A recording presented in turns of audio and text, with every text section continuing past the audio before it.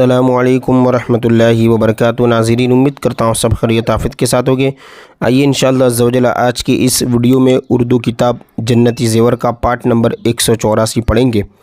और चूँकि इसका ताल्लुक़ इससे पहले वाले पार्ट यानी कि पार्ट नंबर 183 से है, चूँकि ख़रीद व फ़रोख्त का बयान चल रहा है जिसमें बहुत ही ज़्यादा अहम और इम्पोर्टेंट मसले बयान हो चुके। अगर नहीं देखा तो उसे देख लीजिए। आइए इस मसले से पार्ट कंटिन्यू करते हैं। क्या ख़रीदना जायज़ है, क्या ख़रीदना जायज़ नहीं है, क्या चीज़ बेच सकते हैं, क्या नहीं बेच सकते, ये भी हमें मालूम होना चाहिए कि हमारा दीन और इस्लाम हमें क्या अहकाम मुहैया कर रहा है, ये भी हमें पता होना चाहिए। देखें मसला कि आदमी के बाल और हड्डी वगैरह किसी चीज़ का बेचना नाजायज़ है और अपने किसी काम में लाना भी दुरुस्त नहीं, यानी बाल भी नहीं बेच सकते और हड्डी भी नहीं बेच सकते। ठीक है। आदमी की औरत के दूध को बेचना और ख़रीदना नाजायज़ है, अगरचे उसको किसी बर्तन में रख लिया हो, अगरचे जिसका दूध हो वो बांदी हो, फिर भी वो जायज़ नहीं है। ठीक है।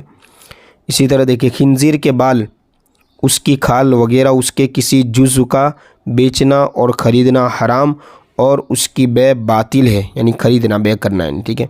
इसी तरह मुर्दार के चमड़े की बै भी बातिल और नाजायज़ है जब पकाया हुआ हो, है ना, पकाया हुआ न हो, और अगर दबागत कर ली तो, यानी उसको दबा कर या पका कर या यूँ कह लीजिए किसी तरीके से उसमें से जो उसकी असर है नापाकी वो दबागत कर ली तो अब उसकी बै दुरुस्त और उसको काम में लाना, उसका काम में लाना जायज़ है।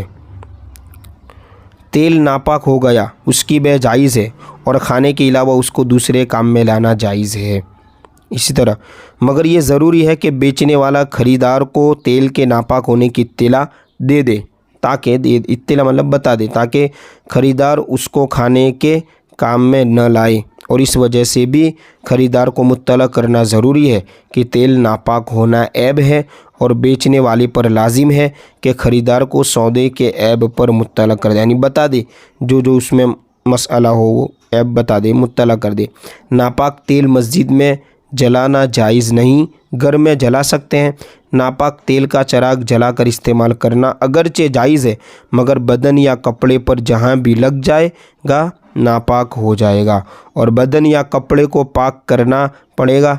बाज़ दवाएं इस किस्म की यानी इस तरह की होती है, बाज़ दवाएं यानी कुछ दवाएं के बनाई जाती है जिसमें कोई नापाक चीज़ शामिल करते हैं, मसलन जानवर का पित्ता या खून या हराम जानवरों की चर्बी या शराब वगैरह। ये दवाएं अगर बदन या कपड़े में लग गईं तो उनका पाक करना ज़रूरी है। ठीक है। मुर्दार की चर्बी को बेचना या इससे किसी किस्म का नफ़ा उठाना यानी फ़ायदा उठाना जायज़ नहीं। न इससे चिराग जला सकते हैं, न चमड़ा पकाने के काम में ला सकते हैं, न इसको किसी मरहम या साबुन में मिला सकते हैं, किसी में नहीं, है ना, मुर्दार की चमड़ी, क्योंकि नापाक है। मुर्दार के बाल, हड्डी, सींग, खुर, पर, चोंच, नाखून, इन सब को बेचना और ख़रीदना जायज़ है। शिकारी जानवर सिखाए हुए हो उनको काम में लाना भी जायज़ है। इसी तरह हाथी के दांत और हड्डी और इसकी बनी हुई चीज़ों को भी ख़रीदना और बेचना, इस्तेमाल करना जायज़ है। देखिए कुत्ता, बिल्ली, हाथी, चीता, बाज, शिकरा, इन सब को ख़रीदना और बेचना जायज़ है।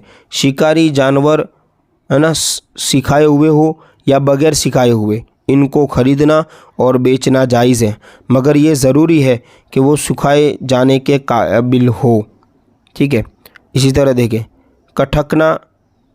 कटकना कुत्ता जो सिखाए जाने के काबिल नहीं है उसको ख़रीदना बेचना जायज़ नहीं, यानी ट्रेन वाला। जानवर या खेती या मकान की हिफाजत के लिए या शिकार के लिए कुत्ता पालना जायज़ है और इन मकासद के लिए न हो तो कुत्ता पालना जायज़ नहीं। और जिन सूरतों में कुत्ता पालना जायज़ है उन सूरतों में भी मकान के अंदर कुत्तों को न रखें, लेकिन अगर चोर या दुश्मन का खौफ हो तो मकान के अंदर भी रख सकता है। देखा आगे, मछली के सिवा पानी के तमाम जानवर, मेंढक, कछुआ, केकड़ा वगैरह और हशरातुल अर्द चूहा, सांप, गिरगिट, गोह, बिच्छू, चींटी वगैरह को खरीदना और बेचना जायज़ नहीं है ना। इसी तरह बंदर को खेल और मजाक के लिए खरीदना मना है और इसको नचाना और उसके साथ खेल करना हराम है। तो ये आप देख सकते हैं, बहुत सारी चीज़ें तो आज ज़माने में चल भी रही है, चूँकि लोगों को मालूम नहीं है। तो ये देखिए, आप सुन रहे होंगे कि क्या जायज़ है क्या जायज़ नहीं है। तो इस पर अमल करने की भी पूरी कोशिश करनी चाहिए। इंशाल्लाह पार्ट नंबर 185 में आगे इस मसले से कंटिन्यू पढ़ेंगे।